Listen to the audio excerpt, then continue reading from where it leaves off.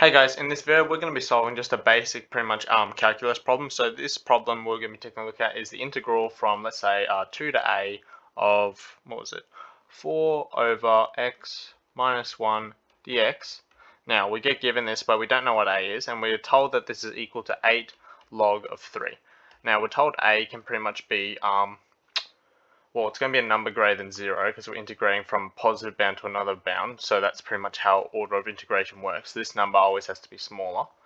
So we can say, well, a doesn't have to be greater than 0. A can be greater than 2. We just know that for a fact because it's going to have some finite area. So how do we tackle this? Well, to start off with, we're pretty much going to make the integral pretty much simpler. So we can see we have a number up here and we can actually take it out as a factor. So all we can do is rewrite it as 4 of the integral from 2 to a, 1 over x minus 1 dx, and then we just write the right hand side as well, so 8 natural log of 3.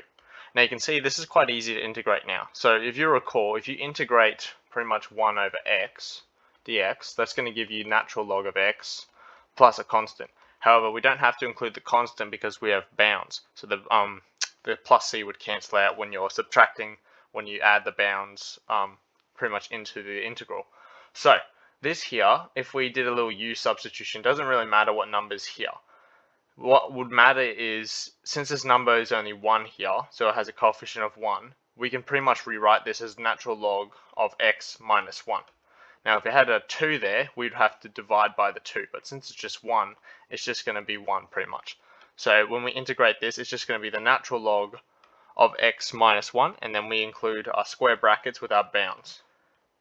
And then of course we still have the 4 out the front as well. And this is still equal to 8 log of 3. Now, what we do now is pretty much we're going to substitute this in for x. So what we're going to rewrite is 4 and have a huge bracket, so natural log of a minus 1 minus, and then we substitute this value into here now. So we're going to have natural log of 2 minus 1 brackets is equal to 8 log of 3. Now you can see the calculus is gone, it's just an algebra question now. So, what do we have here? So this here is going to simplify to natural log of 1. Now, if you know your logs, if you know the log curve, it doesn't really matter what the base is, and it has no other translations, you'll know that log of 1 is always going to be 0. So this term here is going to be 0. So what we're left with is pretty much natural log of a minus 1 in our brackets here. So what we have is just 4 natural log of a minus 1, because that turns to 0, so 0 minus nothing is still 0, is equal to 8 log of 3. What we can do here is we can get rid of this 4 by dividing it by 4 and dividing this side by 4. So what we're left with is natural log of a minus 1 is equal to, how many times is 4 going to 8? 2. So 2 natural log of 3. And you can see here it's now just a log question. Now recall, if you log an exponent like this, so if you have 2 to the x, you can bring the x down the front. So this is equivalent to x log of 2.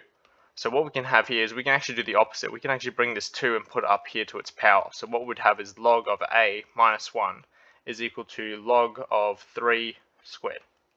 Now you can see if you're logging something on this side and you're also logging something on this side, then that means that this stuff must be equivalent to this stuff. So what we can do is actually get rid of the logs, because if we're logging both sides by the same base, we can technically get rid of them. So we'll have a minus 1 is equal to 3 squared is 9, so a is going to be 10. So therefore if you integrate from 2 to 10 of 4x minus 1 dx, it should give you 8 natural log of 3. Now we can double check this. So if we integrate this, we'd have 4 brackets, log of x minus 1, 2 and 10. Then we place that back in there, so we would have 4 log of 9 minus log of 1. So what we have here is 4 log of 9, and you know 9 is the same as 3 squared, so what we can do here is rewrite this as log of 9 log as 3 squared, bring the 2 out the front, and this is the same as log 3 with the 8 at the front. Righto. Hopefully you enjoyed this quick little video. Please like and subscribe.